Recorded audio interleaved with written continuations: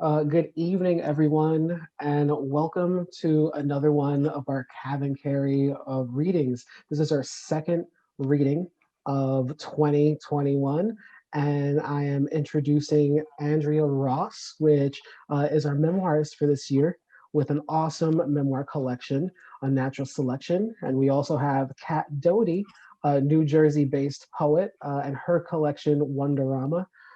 As always, I always start by saying these are such awesome events to be at because you actually get to have access to our writers, listen to our writers, really invest into our writers and see what they've been doing and see what they've been up to. All right, great. So this is going to be the run of show this evening. Anytime you hear something wonderful, and anytime you want to give some praise, please feel free to put that in the chat box below.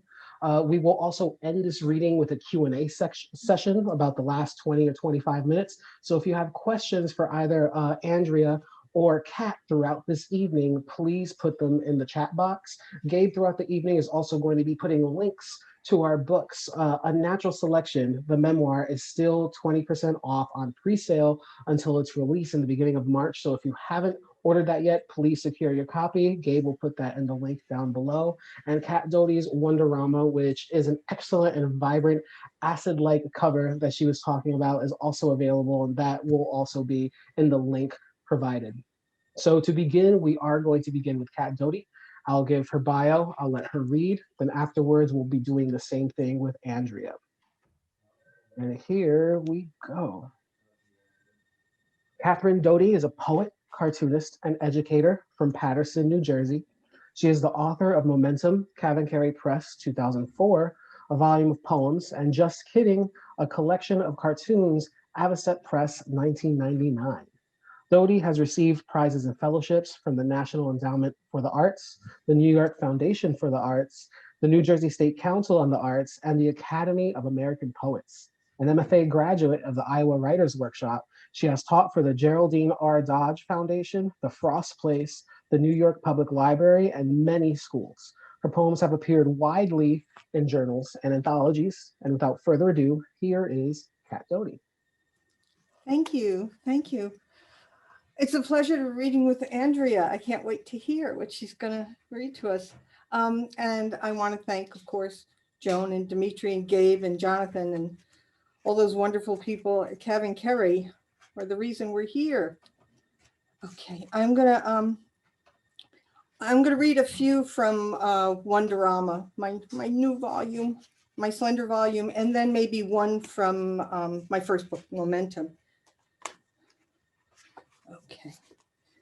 This is called Tumbled.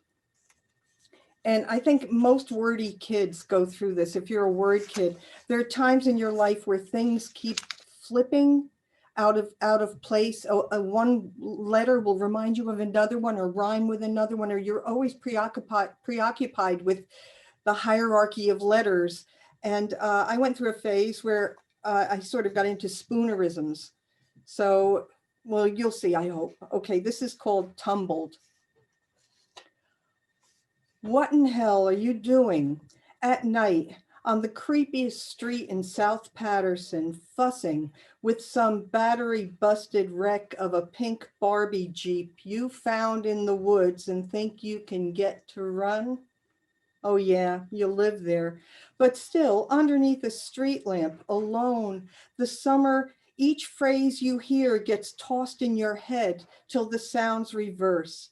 So candy bar morphs into bandy car and starts at 4, emerges farts at store. And you, consumed, ignore the spank of steps and don't look up, though you feel the shadows' arcing fingers touch you. And sooner than you can summon, done, ranger, the real hands behind the darkness pluck you up, and round your neck a thick arm wraps itself. You hear, I have a knife, don't make no noise, but knife and noise both start with the same sound, though he kite mill me works. And this is a blade, all right. It's point where your shirt and shorts are parting ways. But he is new at this, fumbles to knead your front with his knifeless hand, and you drop your dead weight to the gravel, then fake him out and escape with a few minor cuts and an earful of slobber, and he doesn't get what you know he really wants. So you run a victory lap through the crabapple trees, past pricker bushes, beer cans, some bum's wet mattress, screaming, shirtless, triumphant, a geyser whirl. And this is called Grandma. Grandma.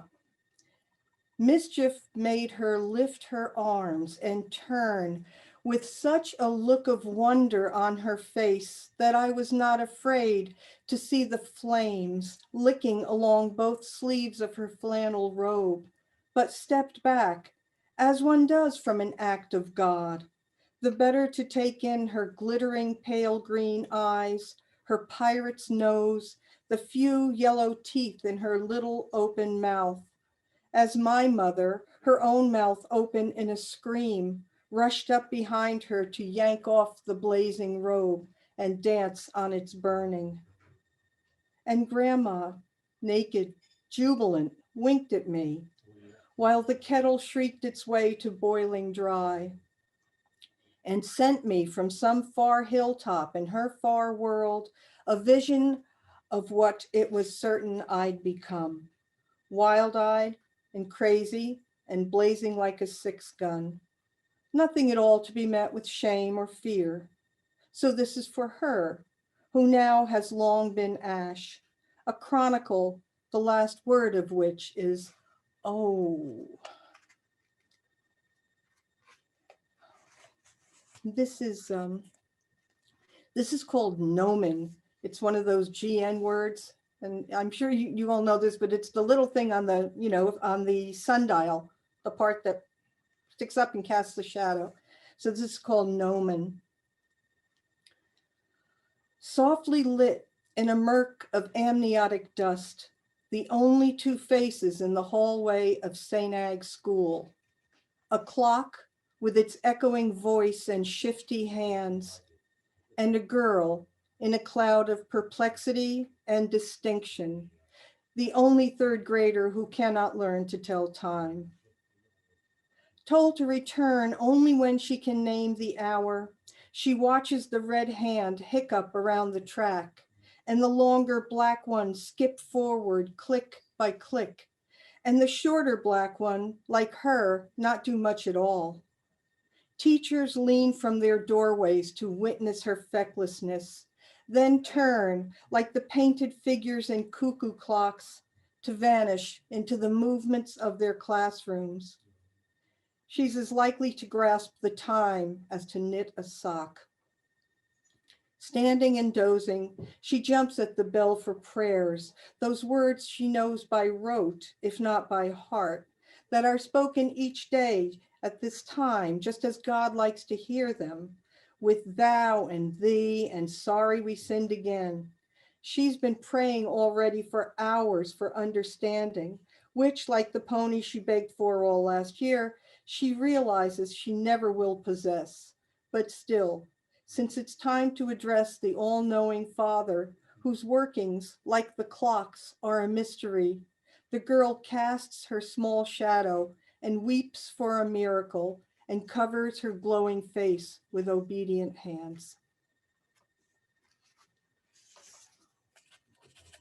Oops, I think I just lost one. There it is. Okay. This is called Larval. It's for people who thought caterpillars were pets, which they can be, not terribly successfully. This is called Larval. They rest in silken nests in the crotches of trees until someone like you shows up with a big glass jar and harvests them, warm handfuls of gentle pets, and screws on the lid, which is punched full of jagged holes, and takes them home and into bed with you. Inside, each harbors a squirt of streaky goo, the colors of every condiment at a cookout. Squirrels, bats, foxes, and skunks are their natural enemies. as are children armed with big glass jars. When you are asleep, to reciprocate your love, they squeeze through the punctured portals in the lid, leaving luscious tufts of their soft brown coats, and crawl to your lips where they spend the night kissing you. On your face in the morning, undulant eyebrows, tiny droppings like scattered punctuation. Like you, not one will find itself with wings, though one potential moth, too weak to travel, remains in the jar on a twist of wilted grass and stares up at the stars you made for her. And my little sticky fell out of, hey, wait, it's coming up, it's coming up. I'm looking for a poem called Hitter, and here it is. Hitter. We pick the gravel out of the fallen pears and eat them with Wonder Bread and squirts of ketchup, which, Franny, you learned to do because of me, just like you learned to embroider and draw a horse. And what do I learn from you? To avoid your father, to not expect a hot dog when he cooks out. And no offense, but I can't eat your mom's macaroni. It's served in the dishpan she uses to shave her legs. And when one day I share with you just what I think of your brother, who you yourself say is as smart as a carnival goldfish, you tell me my mother is old and my nose is big, then punch me in my big nose and turn and run. So I grab my baseball bat and chase you home, kick open your front door the second you slam it, and there sits your father composing a mayonnaise sandwich and not too happy to find me dropping in. He hollers, "Hey, where you going with that damn bat?" And real fast I answer, "Oh, Franny asked for it," which, if you're honest, you have to admit is funny. Then I whack you in your pink curlers and run like hell. Okay, and I'm gonna read one from Momentum. This is called Outside the Mainway Market. Now, well, someone once told me it was one of the meanest poems they'd ever seen. I'm not trying to change the way you might feel about it. Outside the Mainway Market. Every day, our mother says, kids die on those goddamn things. And she nods at the lone yellow horse with the red vinyl bridle and 4 black shining hooves like police hat brims. Not only do we stop our 5-part begging, we walk wide around the beast, though Mary brushes the coin box with her sleeve. Rigid in flight, the great horse's legs flange out toward us. Not one of us argues. We hold on to our mother's coat, cross several streets, touch the dog we always touch when we walk home, fingering his freckled snout. Then we scream and run in the yard while supper cooks, and the sky shudders pale for some seconds before it darkens, as if in that lavender moment 3 blocks away, a child drops the reins and gasps as his shoes fly off, and plumes of smoke rise from the crown of his hand-knit hat. Thank you so much.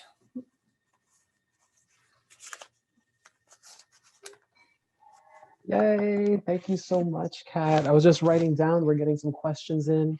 We're getting some wonderful comments. So when you get a second, Kat, please do refer to those. There's so much praise for all of your work. And thank you. It's always a gift to hear you read. Now we're moving on to Andrea. Yay. Yay, we're getting ready for Andrea's book. That'll be coming out in the beginning of March. It's still on pre-sale for 20% off. And I'm so excited to usher this book into the world. Let me give you a bit about Miss Ross.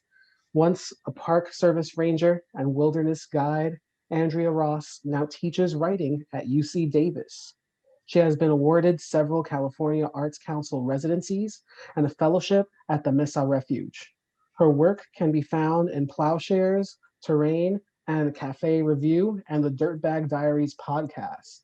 She lives in Davis, California with her husband and son, and you can find more at her website, at AndreaRossWriter.com.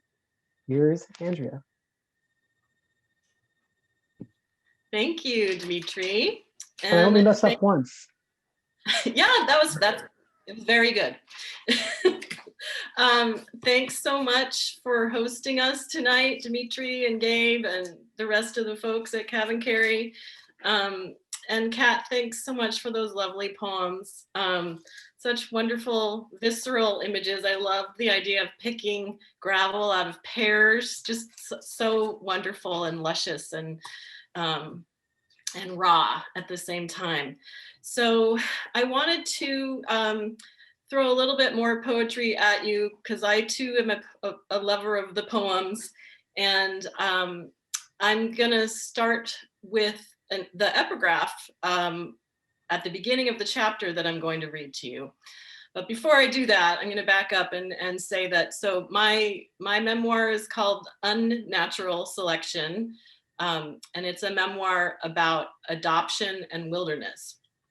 And so it's about the decade that I spent as a wilderness guide, which coincided with the decade that I spent searching for my biological parents. I was adopted at birth in a closed adoption system, which means that nobody is allowed any information about anybody else in what is sometimes known as the adoption triad or the adoption constellation.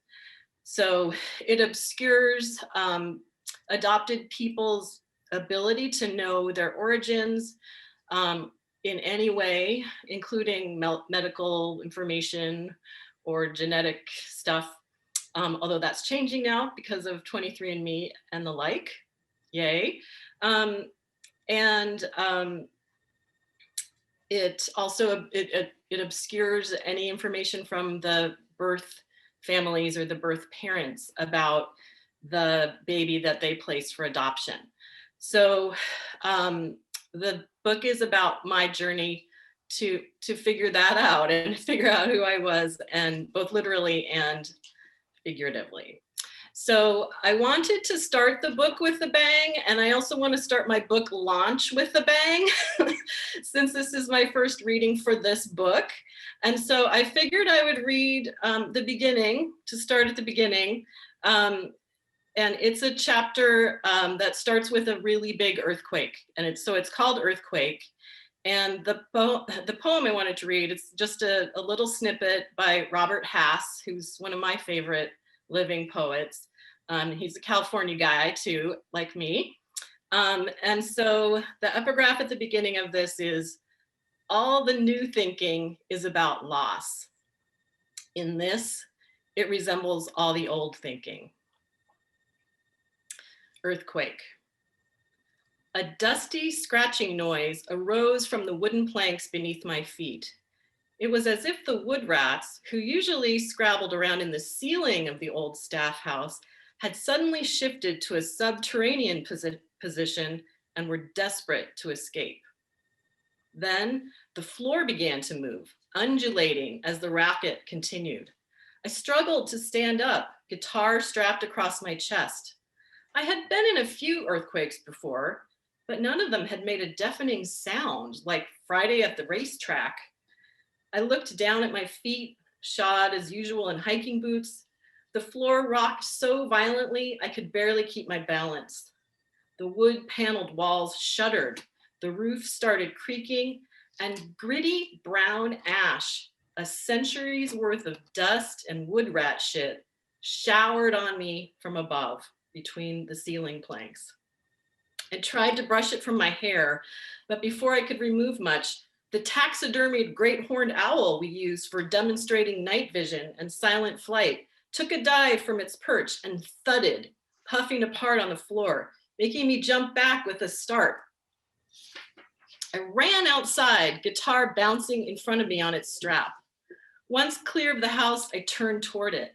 The roofline rippled and heaved like a break dancer I'd recently watched in San Francisco's Mission District. I turned away so I wouldn't have to see the house fall.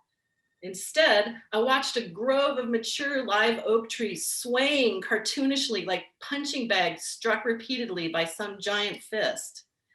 Acorns thundered down on me, pelting my scalp, and I covered my head, but they bruised my knuckles and banged the guitar, whose strings twanged like the soundtrack of a horror movie. Again, I ran, looking for protection. As I neared some metal picnic tables, the racket grew even louder. The din of acorns striking them was deafening. I crawled under a table, even though I was sure a tree would fall on it and crush me. The noise and the violent earth shaking continued. So I closed my eyes and covered my face with my hands, not wanting to see the destruction about to rip loose from the crust of the earth. Roots rising up like twisted hands, trunks crashing down, things that don't usually move at all, stirring with a crunch and a crackle. This can't happen now, I thought.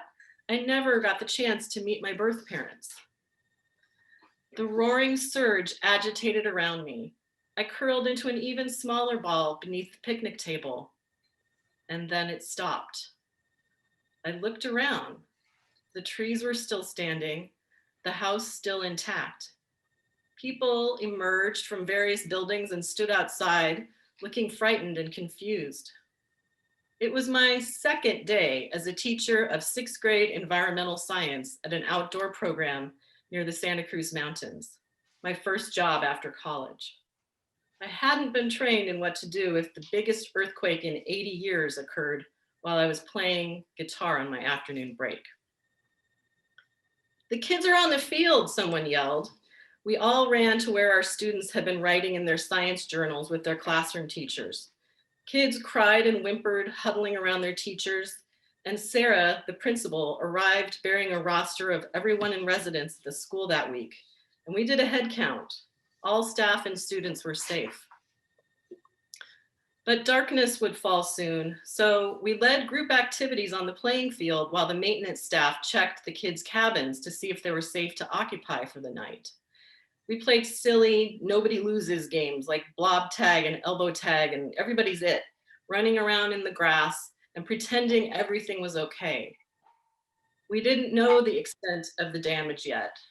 Didn't know that the Marina District in San Francisco was aflame, that the Bay Bridge's upper deck had collapsed, that people had been buried alive in Santa Cruz.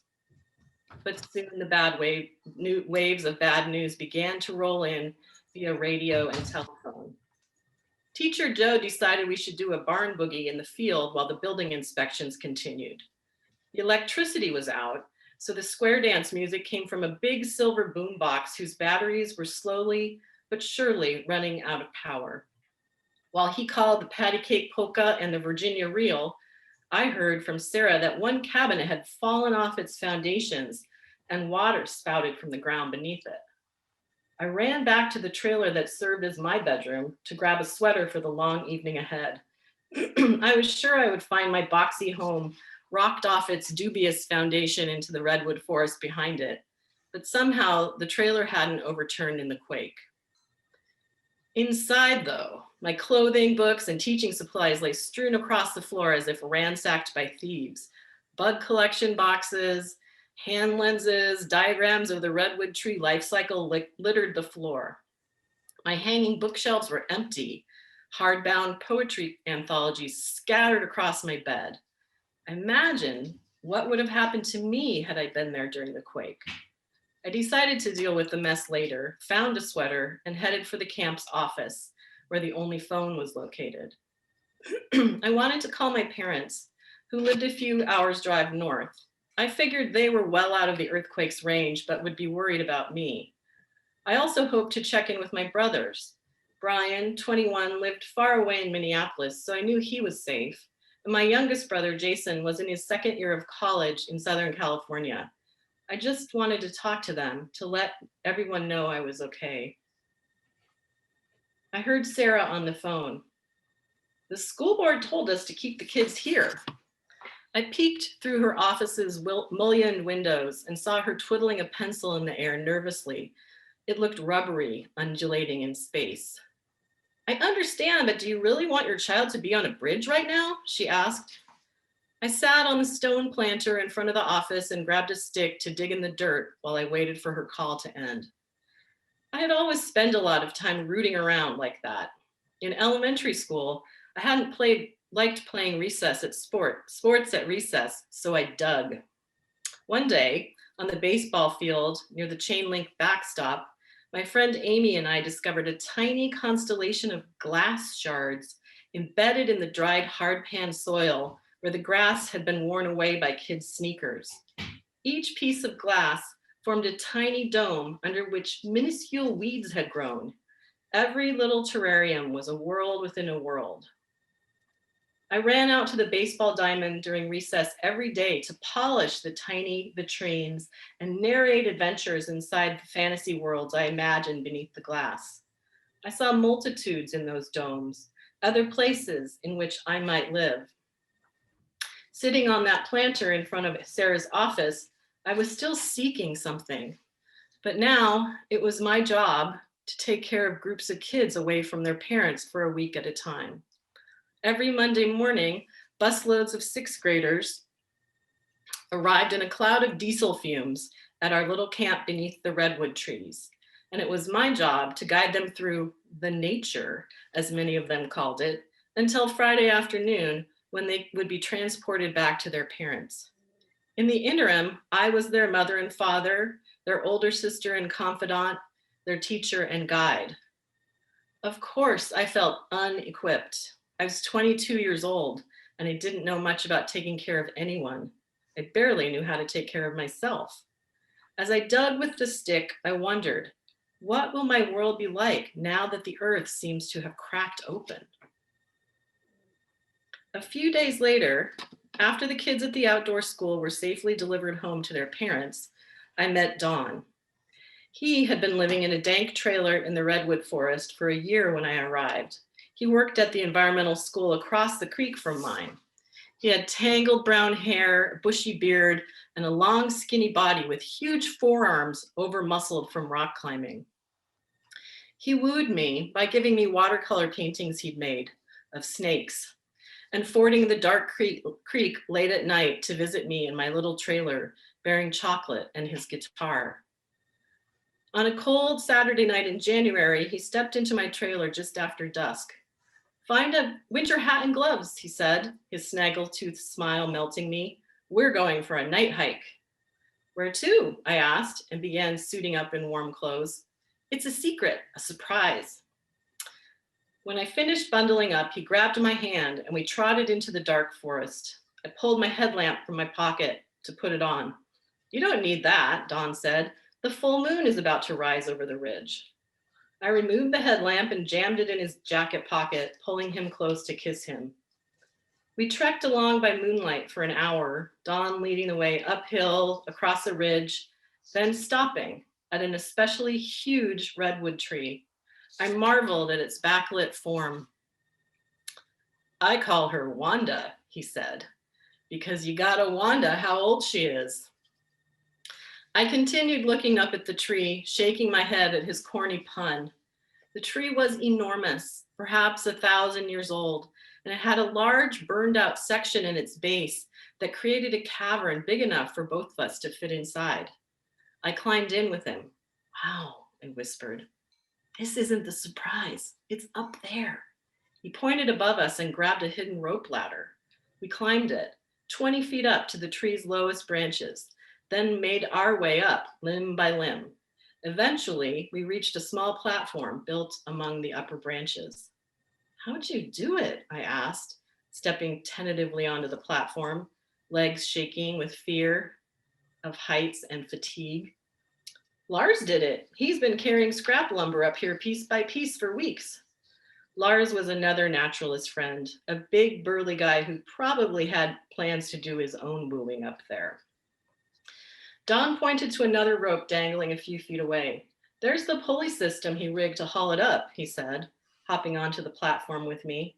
"It's amazing," I said, looking out at the valley shimmering below us. We sat down and carefully lowered our backs to the platform to watch the moon quiver through the damp night air, huddling against each other, foggy breath wisping from our mouths. I wondered if I was falling in love. The school year wore on. The earthquake damage to the camp buildings was slowly repaired, and Don introduced me to more new things. One day, he drove me to a wilderness equipment store in Berkeley and bought a pair of climbing shoes with gummy black soles. He handed them to me with a big smile. I was a little stunned. I'd never had a boyfriend who bought me such gifts. From there, we drove directly to Split Rock, a small climbing area in a Marin County open space preserve with a gorgeous view of the bay and the luscious green hills of spring. Don scrambled up the rock and set up a top rope anchor so he could teach me to climb. I sat at the bottom of the crag, loosening the lacings on my new climbing shoes so I could jam my feet into them. The shoes were tight and uncomfortable, and my heart raced. I grew more nervous by the second, to the point that I had trouble tying the laces. I didn't really understand how rock climbing worked. What was the rope for anyway? And why would I want to climb up the face of something that I could easily walk up the back of?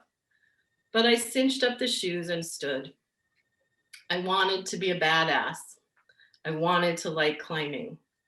I wanted to be a cool climber girl, windswept and rugged looking like the ones I'd watched dancing up stone at Indian Rock in Berkeley. Don finished setting the anchor and scrambled down the rock. He helped me buckle into his spare climbing harness, showing me how to make sure to double back the waist belt. It won't hold a fall unless you do that, he said. When you're climbing, you have to be very careful to check everything and check it again, or it could be deadly. I didn't like the sound of that at all. What if the equipment failed? I preferred low-tech, grounded activities. Hiking suited me. To hike, I needed nothing but my own muscles and a pair of shoes. Don threaded his climbing rope through two parts of my harness. We're going to tie you in now. This knot is called a figure 8 on a bite. It will hold you if you fall, and you can untie it even after it's been weighted. He showed me how to tie it, then undid it and handed it to me. Now you try. I coiled the rope into an 8 shape. Is this right? I asked. My hands shook, but I tried to ignore them.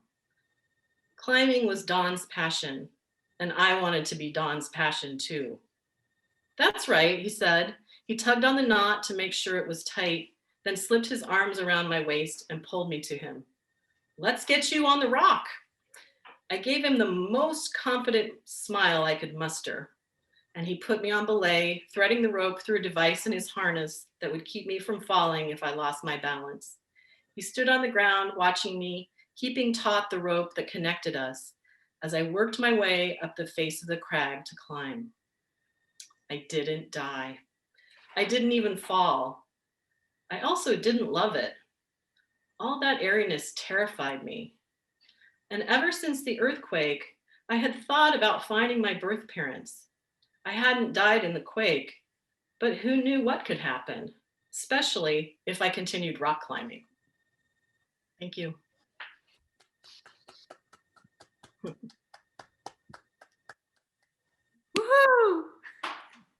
Wow, that was so great. That was so great. I knew it was super great also because when you were done, I was expecting you to keep going. I I felt delivered. I was ready for the next round of story. And actually, I think my surprise would be a good place to start. Someone just wrote very lucid images, easy to visualize what you described. And I'm still kind of formulating the question, but this is what I have for it so far. And I would really want to know, Andrea, how do you negotiate your images, or how do you come to the conclusion on what you're going to describe and how deep you're going to go into an image? And this kind of goes to the idea of like the doorknob fallacy. Like, how do you describe getting out of the door of a room? So I'm interested to see how you come up with your images. Well, I went to graduate school in poetry, so I would say that visual images come to me first. I mean, I think maybe because visual images come to me first, that's why I went to graduate school in poetry. I feel like the visual is the first thing that evokes stuff in me, and so I start there. And then and you're asking like you're asking how you know it's the right image, or I guess, how do you make the decision on what you're going to describe? Oh, for me, it's pretty organic. Yeah. Mm, It's sort of, especially something like this, which is based on memory and based on a lot of the book I, cribbed from journals that I mm, kept while I was living my life. Um, and so those images are there because they occurred to me and I wrote them down even at the mm. time. So I would say it's just super organic for me. Excellent. Okay, great. And thank you, Gabe, for throwing Kat on there because I actually had a follow up. It's really great every time we put CavanKerry authors together that there's so much synergy between both. And I think there's synergy in the different images. And I would really argue that images are what actually move the narrative, both in your poetry, Kat, and in your memoir, Andrea. So I'd like to kick it over to Kat for a second also, and just let you explain it to the audience. How do you feel like your imagery moves your narrative along in your work? Oh, I tell stories, and I wouldn't sit still for anyone who told a story that didn't have some kind of body sensation in it. You know, I want to read something with my whole body, and that's where the imagery comes in. I mean, it can sound very mechanical. You know, what did things smell like and taste like? Well, it's how we take in the world. And if Mm, we're writers, we're saying, yeah, that's a wonderful life you've got, great, but drop every rich thing in it and read this piece of paper. You know, so I think we really have to give, if we're going to give you another life to visit, it better be as juicy as the one you got. So there come the mm, images like that. if you're gonna put down your life, you gotta write that juicy one that you got. Excellent, excellent. Andrea, same question. Can you repeat it? Of course I can, if I could remember it. How do images move your narrative along? um, I sort of feel like it's almost like hopping on stones across a creek. Like Mm, that's to me, like that's what propels like the readers, where the readers attention goes is to the next image. And so I feel like I have to have something that's visceral, that's got some sort of sensory something attached to it in order to keep the narrative going. mm. And I can see like a Richard Hugo calls those triggering subjects, right? From that book of essays, Triggering Towns. Kind of how, yeah, you could exactly the poet, how you can hang on to those images and those images kind of shape how people are going to perceive what that story is and be like, or how they're going to be into the preciousness of that. Perfect. Let me refer. I got another question at 7:18. And this one is for, let me see, I can't find it. So while I'm looking for the question, there's so much praise for both Kat and Andrea. So I'm trying to find the questions within all the praise. So while there is the static of me looking for that, please do look at that. And thank you, everyone, all 62 participants that have been on here for being so receptive. We appreciate you being here. Okay, this question is for Kat from Jonathan. Kat, you use a lot of internal rhyme. Is that your default mode? Or are you very aware of trying to make that work? If I had to push it more in one direction, I would say probably default mode. It's just kind of the way I sing. You know, Mhm. it's the way things are likely to. And of course, I play with the tensions and so forth. I'm not completely ignorant of how it works out best, but it's natural. It must have been something I found soothing once. So there's lots of that now and everything. Right. I mean, we could kind of pull with what Andrea said about being organic, right? Like if the poem is calling for it, or that section of the prose piece is calling for it, then that's when you would be more musical, or you'd be more imagistic. But yeah, it's important. You got to know that writer's toolbox. All those tools are very important. Um, so this one's for Kat, and I did note that I could make this an Andrea question too. So we'll start. I'll start with Kat, and then I'll see how I formulate this for Miss Ross. Kat, do these sharp? Oh, okay, perfect. Do these sharp memories for both of you? Do these sharp memories come up at random, or do you have to do work to retrieve them? So we'll start with Kat. um, I think it's just a condition of being alive. I think everybody here has those, the things they wander through, or they come with a certain kind of regularity that claim how much of your mental space they're going to take up. And if you're a poet, you might make it a relief, relieve yourself. You write this into a poem. And other people, I'm sure, deal with it other ways, but it seems like it must be just the constant human condition. It's all the stories going through and all the memories and all perseverating, God help you, we all, we all carry all that stuff. Okay, excellent. I would Thank say you. the same thing, that all stuff happens to all of us all the time, but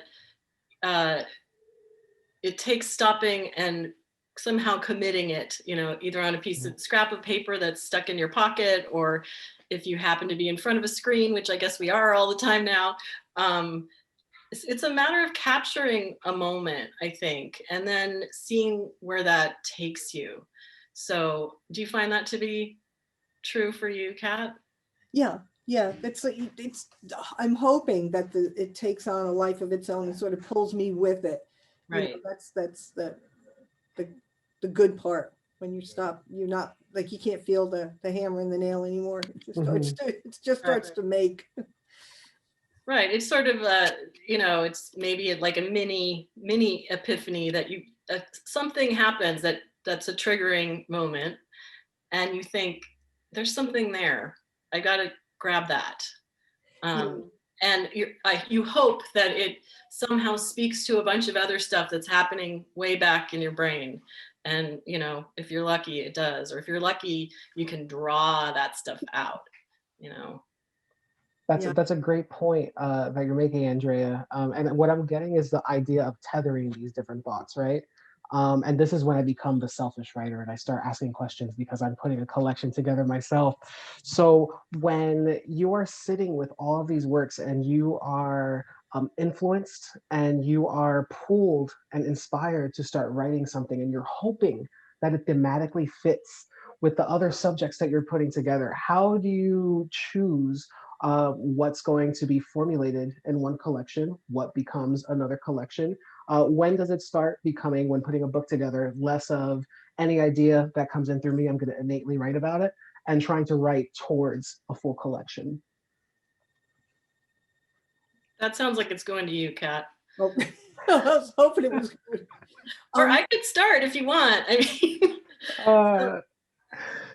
Everyone gets a free pass from my questions one time. I have an answer to that. So I wrote a collection of poems that is pretty much about the same topic that my memoir is about.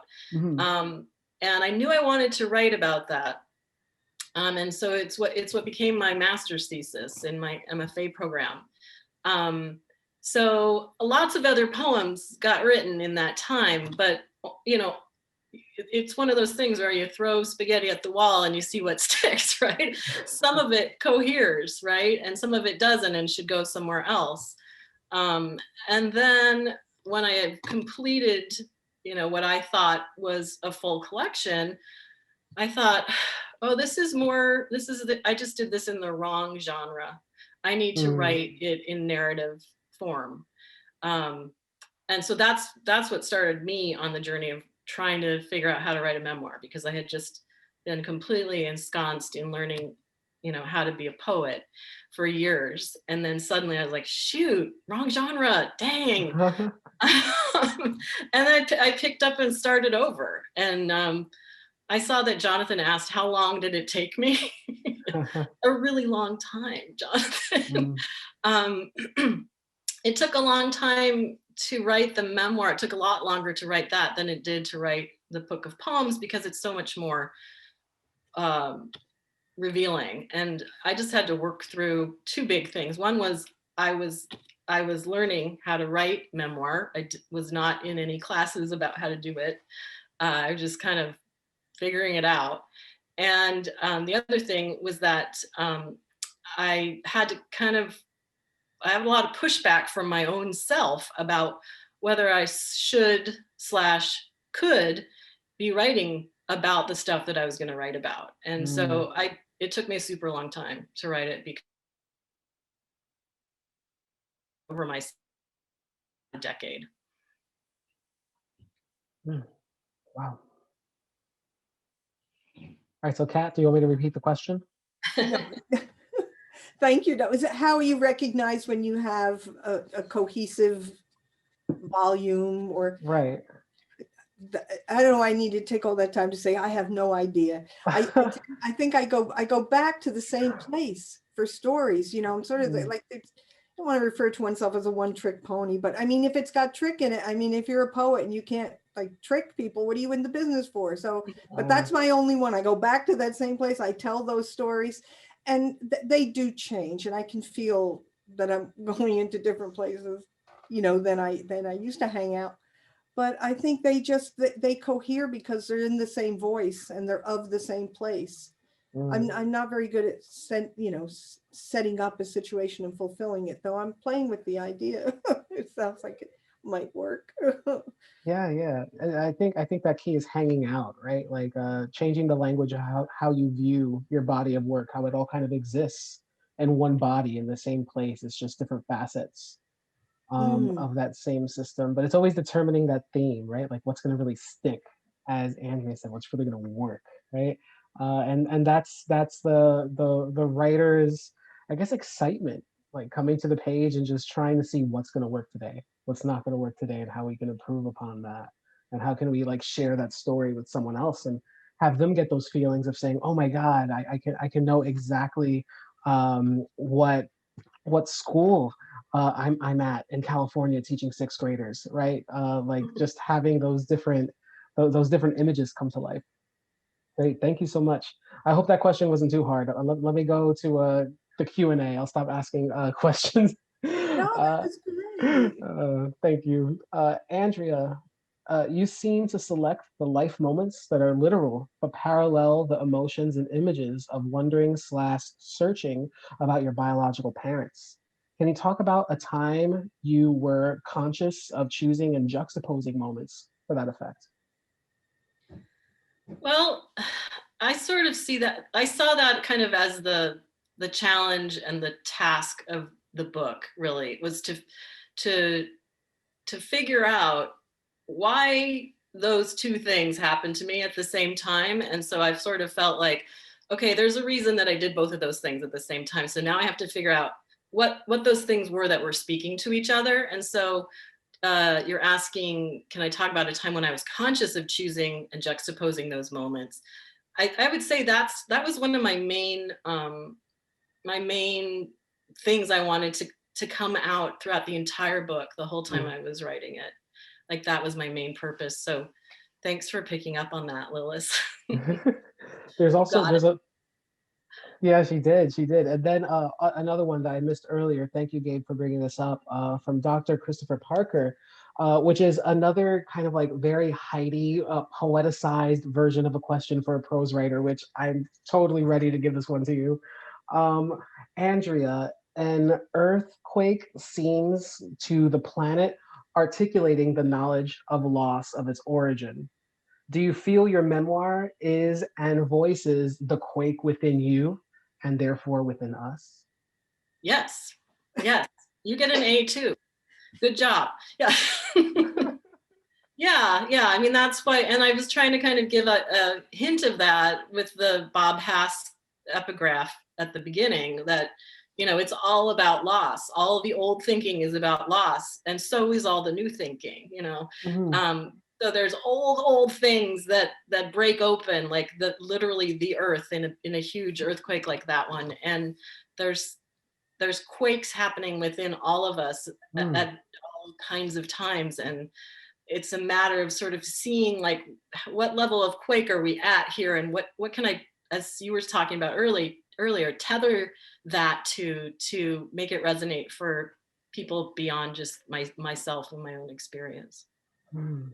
We are all one large quaking vibration. That's darn right. Oh, that's excellent. Okay, Andrea and Kat, what did you learn while writing this book that surprised you? Oh my goodness. Oh, there was an epiphany. I think we caught an epiphany. I'm surprised. Um, I learned uh, gratitude for the this book took me so long, and CK has just been so well. Wait. Joan has been so patient and wonderful, and shown me such faith.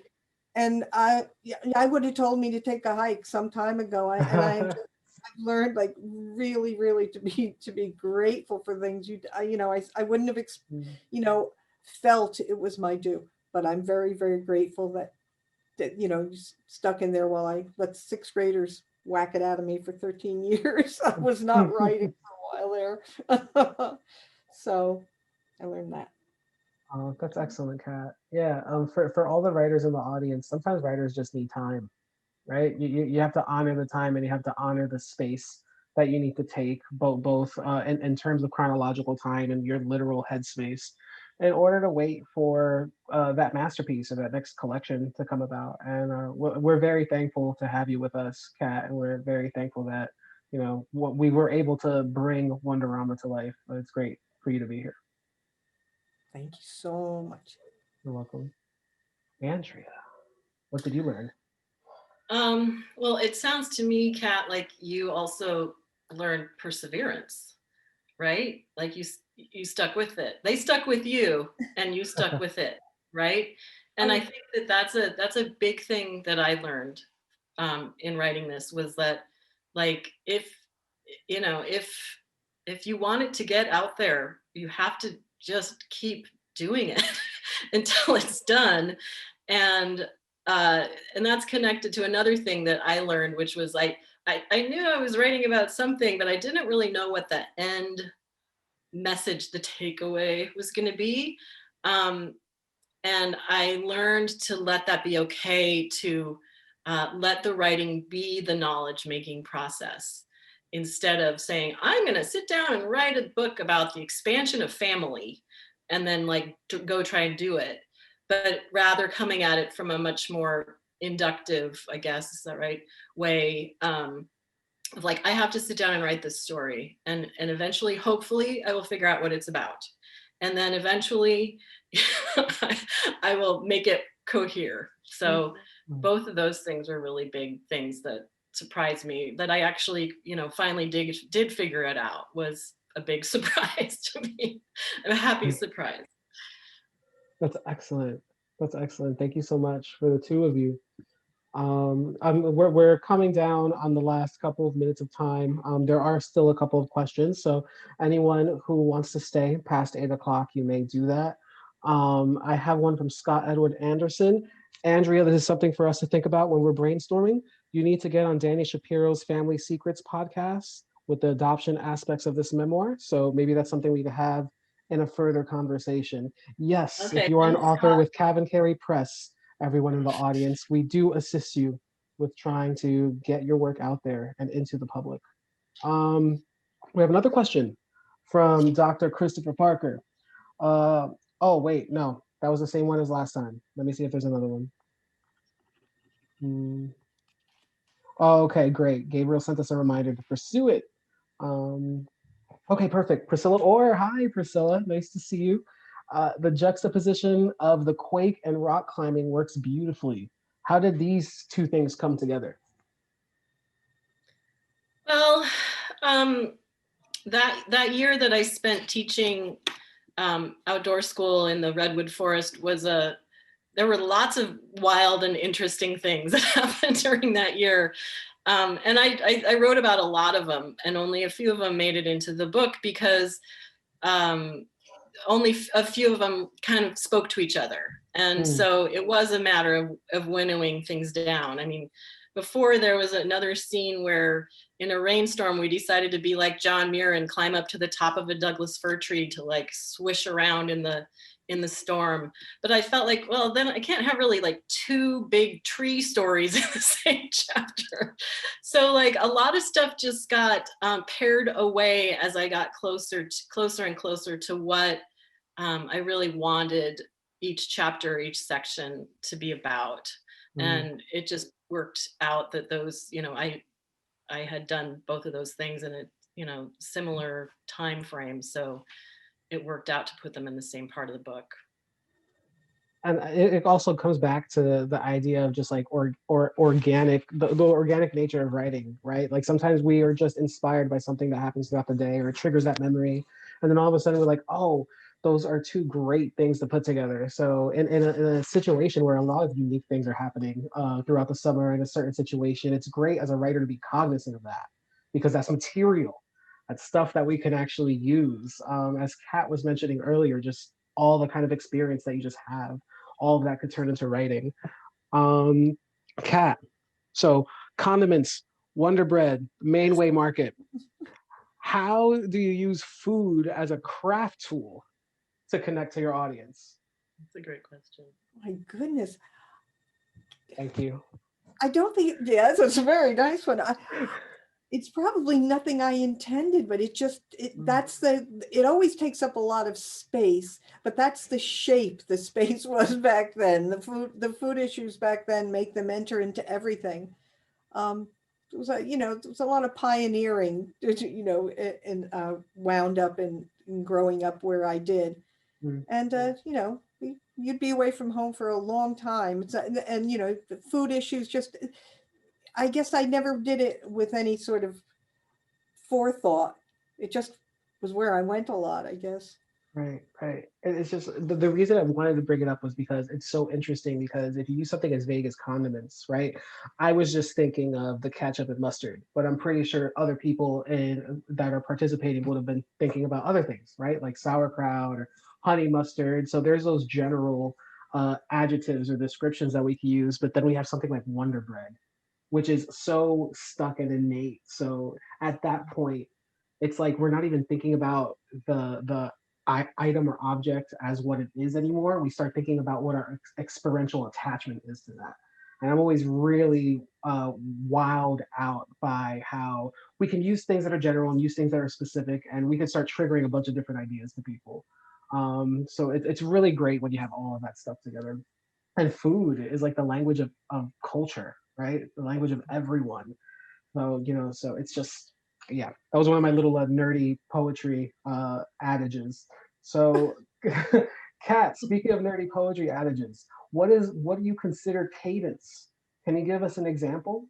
What social song are you singing from? New Jersey, Patterson, Homer? I'm sorry, I missed the beginning of that. Oh, forgive me. What do you consider cadence? Can you give us an example? So like, oh, I'm sorry. Yeah. It's specific to one piece or another, or? I mean, just generally, this happened earlier in your reading. I don't remember what poem it was.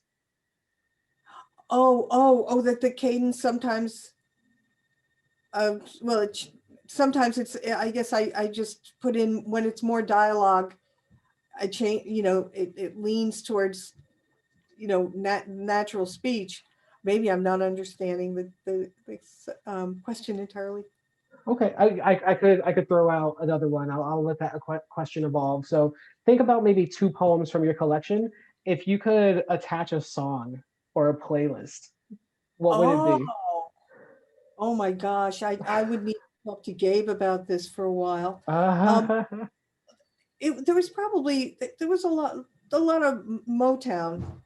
I would say there's a lot of Motown mixed in with that, and a lot of television jingles. Yeah, throw a few other things in. So is there anyone in particular that you're thinking of right now? Can you give us a bar? I'm just kidding. Certainly has a bar. Let's see. Oh God, I'm failing here.